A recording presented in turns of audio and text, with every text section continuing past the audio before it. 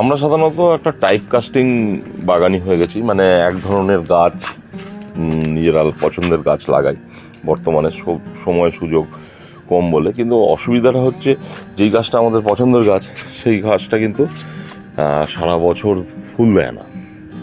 তো আমি একটা জিনিস দেখলাম, ছাদ বাগানে যদি সারা বছর ফুল না থাকে ঠিক অস্বস্তি হয়।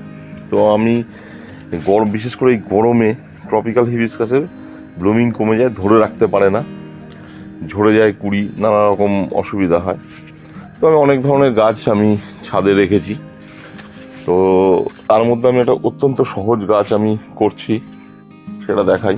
একটা মাত্র বাল্ব ছিল, সেই বাল্ব থেকে এখন আমার কিন্তু এই গরমে একটাই কালার, যেহেতু একরকমই বাল্বের গাছ, সেই গাছ কিন্তু এখন অনেক হয়ে গেছে। অ্যামারেলিস লিলি আমার ছাদ বাগান পুরো গরমটায় ভরিয়ে দিচ্ছে।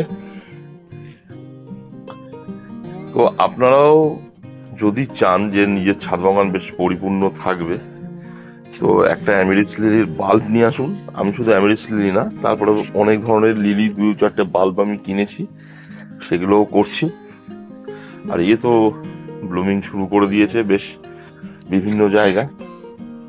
তো আমি বললাম যে এইটাই, যে আপনারা ছাদ বাগান যদি এই গরমেও ভরে রাখতে চান, তো অ্যামেরিস লিলি নিয়ে আসুন আপনি নার্সারি থেকে।